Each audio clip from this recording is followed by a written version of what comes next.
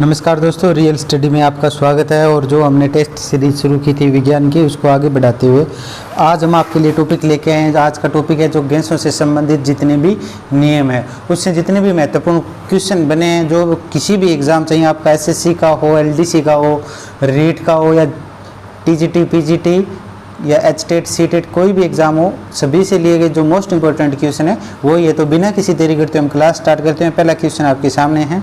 पहला क्वेश्चन है, निम्नलिखित निश्चित ताप पर किसी गैस के दिए हुए द्रव्यमान दाब उसके आयतन के प्रतिलोम अनुपाती होता है, यह नियम है। सबसे पहले आपको एक काम करना है, सबसे पहले क्वेश्चन को समझना है, क्वेश्चन क्या बोल रहा है।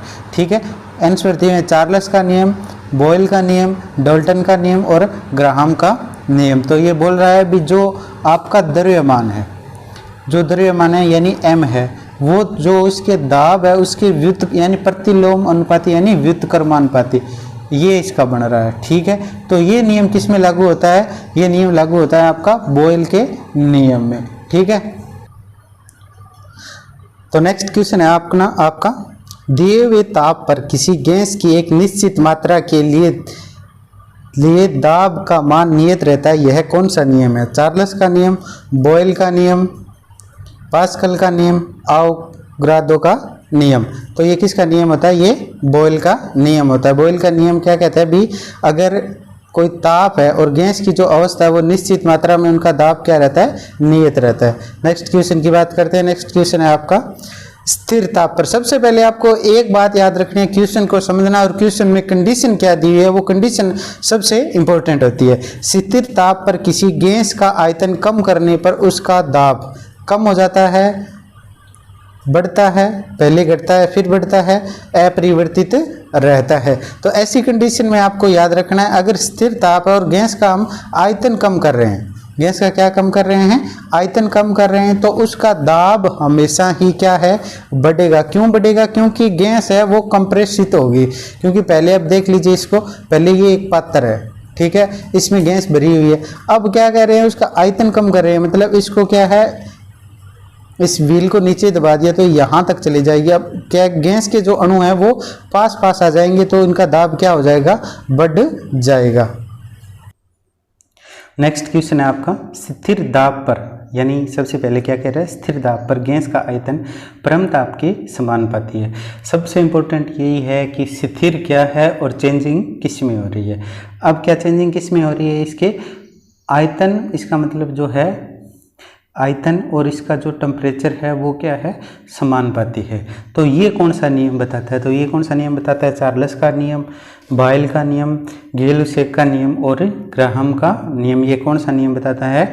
चार्ल्स का नियम ये कहता है कि जो गैस है वो स्थिर दाब पर उनका जो आयतन होता है वो परम ताप के क्या होता है? समान अनुपाती होता है। नेक्स्ट क्वेश्चन की बात करते हैं। नेक्स्ट क्वेश्चन है आपका समान दाब और ताप पर गैसों के समान आयतनों में अणुओं की संख्या समान होती है, यह नियम है। बॉयल का नियम, चार्ल्स का नियम, डाल्टन का नियम, आवोगाद्रो की अभिकल्पना। अब सबसे इम्पोर्टेंट आपके यही है भी, आपको सबसे पहले क्या देखना है? आपको यही देखना है भी क्या स्थिर है और चेंजिंग है, क्या हो रही है, कौन किसके समानुपाती है। अगर जहाँ पे संख्या की बात आ जाए, अणुओं की संख्या की जहाँ पे भी बात हो जाए, वहाँ बिना किसी देरी करते आपको आवोगाद्रो पर क्लिक कर देना है। ठीक है, तो आपका कौन सा होगा? आवोगाद्रो की अभिकल्पना के अनुसार। ठीक है, नेक्स्ट क्वेश्चन है आपका स्थिर ताप पर किसी गैस का दाब तिगुना कर देने पर, यानी स्थिर ताप, अब ताप क्या है? यहाँ पे टेम्परेचर है वो कॉन्स्टेंट है, उसको अगर दाब यानी प्रेशर को 3 गुना, ठीक है, कर देने पर उसका आयतन होगा तिहाई, तिगुना, ये तिहाई नहीं है, 1/3 बोल रहा है, सॉरी, आधा चौथाई, तो कितना होगा? 1/3। नेक्स्ट क्वेश्चन की बात करते हैं। नेक्स्ट क्वेश्चन है आपका, ये बहुत बार सीधा का सीधा डायरेक्टली क्वेश्चन पूछा जाता है। एनटीपी पर 22 ग्राम कार्बन डाइऑक्साइड का आयतन होगा, कितना होता है?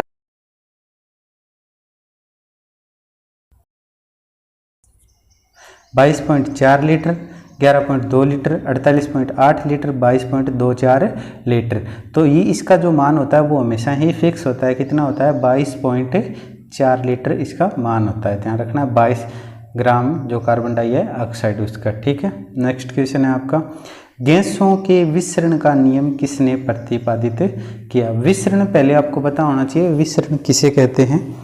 तो बॉयल, चार्ल्स, आवोगाड्रो और ग्राहम।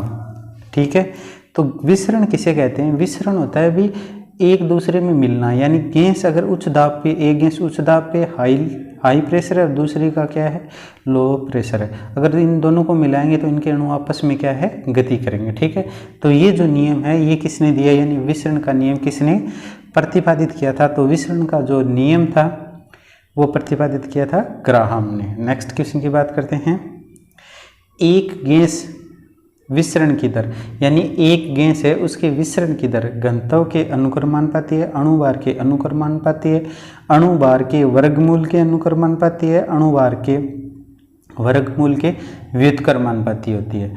तो ये कौन सी होती है? अणुभार के वर्गमूल के व्युत्क्रमानुपाती होती है, ध्यान रखना है, एक गैस विसरण की दर। नेक्स्ट क्वेश्चन की बात करते हैं, निश्चित ताप, आपको सबसे पहले मैंने ये बोला था आपको पहले कंडीशन चेक करनी है, कंडीशन क्या कह रहा है? निश्चित ताप और दाब पर विभिन्न गैसों के विसरण के अपेक्षित वेग उनके घनत्व के वर्गमूल के विपरीत अनुपात में होते हैं। यह नियम है बॉयल का नियम, चार्ल्स का नियम, ग्राहम का नियम, डाल्टन का नियम। तो ये किसका नियम होता है भी, ये ध्यान रखना है आपको, सबसे इम्पोर्टेंट यही बात है। तो ये जो नियम होता है वो किसका नियम होता है? ग्राहम का नियम। किसका नियम है ये? ग्राहम का नियम। नेक्स्ट क्वेश्चन की बात करते हैं, गैसों के विसरण की दरों और उनके घनत्वों में कौन सा सही संबंध है? R1/R2 बराबर √D1/D2। नेक्स्ट है R1/R2 √D2/D1। तीसरा है R1/R2 √D1/√D2। तीसरा है चौथा है R1/R2 D2/D1। ठीक है, तो ये कौन सा नियम होता है? ये अपना होता है R1/R2 रूट के अंदर आएगा ये D2/D1। ऑप्शन कौन सा सही हो जाएगा? बी सही हो जाएगा। नेक्स्ट क्वेश्चन की बात करते हैं, वायु से हल्की गैस कौन सी है? Oxygen, ammonia, chlorine, propane. ठीक है, तो वायु सामान्य वायुमंडल की बात कर रहे हैं, जहाँ वायुमंडल में यहाँ पे हमारे जो सबसे नीचे गैसें होती है, जैसे ऑक्सीजन सबसे, इन गैसों में सबसे भारी हो गई तो नीचे रहती है, उसके बाद कार्बन डाइऑक्साइड है वो थोड़ी हल्की होती है, तो ये प्रकार होती है। तो इन गैसों में हमसे सबसे हल्की गैस बतानी है, तो जो गैस है वो कौन सी है सबसे हल्की? अमोनिया, यानी NH3 गैस होती है, वो इन गैसों में से जो ऑक्सीजन, अमोनिया और क्लोरीन है इनमें सबसे हल्की होती है। नेक्स्ट क्वेश्चन की बात करते हैं, वास्तविक गैस किन परिस्थितियों में आदर्श गैस सा व्यवहार करती है? उच्च दाब निम्न दाब पर, निम्न दाब उच्च दाब पर, उच्च दाब पर, निम्न दाब पर। आपको ये ध्यान रखना है, आदर्श गैस के बारे में बताना, आदर्श गैस में कौन सी कंडीशन लागू होती है? तो आदर्श गैस में एक कंडीशन लागू होती है, इसका हमेशा ही क्या होता है? निम्न दाब होता है, और उच्च क्या होता है? ताप होता है, यानी low pressure and high temperature.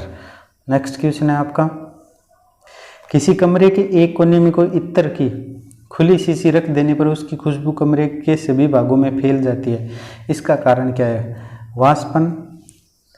वाष्पीकरण, विसरण और ऊर्ध्वपतन। तो सबसे पहले हमने एक बात आई थी भी, विसरण किसे कहते हैं? जब आपस में गैसें घुल जाती है उसे क्या कहते हैं? विसरण। तो ये किसका कारण होता है? विसरण के कारण गैसें हैं वो आपस में क्या है? घुल जाती है। नेक्स्ट क्वेश्चन की बात करते हैं, नेक्स्ट क्वेश्चन है अपना, घनत्व में अंतर रहते हुए गैसों के पृथ्वी के गुरुत्वाकर्षण बल में बल के विरुद्ध परस्पर घुल मिल जाने की प्रक्रिया को कहते हैं। मतलब ये बोल रहा है घनत्व में अंतर रहते हुए, घनत्व में जो अंतर है वो रहेगा, और गैसों के पृथ्वी के गुरुत्वाकर्षण बल के विरुद्ध, यानी गुरुत्वाकर्षण का बल है उसके विरुद्ध कार्य करे और फिर भी आपस में गैसें मिल जाएं, तो वो क्या होता है? गैसों का वाष्पन, गैसों का द्रवीकरण, गैसों का विसरण, गैसों का वाष्पीकरण। तो ये कैसे होगा? ये होगा गैसों का विसरण। ध्यान रखना है, जब गैस एक स्थान से दूसरे स्थान पे जाती है और दूसरी गैस के साथ मिलती है तो हमेशा ही ऐसी कंडीशन में क्या होता है? विसरण होता है, यानी मिक्सिंग होती है। नेक्स्ट क्वेश्चन की बात करते हैं, एक गैस का वास्तव घनत्व 14 है तो उसका अणुभार कितना होगा? अणुभार हमेशा ही वास्तव घनत्व से कितना होता है? सामान्यतः दुगना होता है। 14, 21, 28 और 42, तो कितना होगा? 28 होगा। कितना होगा? 14 दूनी कितना होता है? 28 होगा। ठीक है, नेक्स्ट क्वेश्चन की बात करते हैं, किसी गैस का अणु उसके वाष्प के घनत्व का कितना होता है? दुगुना, तिगुना, 4 गुना, आधा। तो अभी हमने पिछले क्वेश्चन में हमने ये डिस्कस किया था, जो वाष्प अणु है उसका घनत्व उसका कितना होता है? में से ही 2 गुना होता है, ये ध्यान रखना है।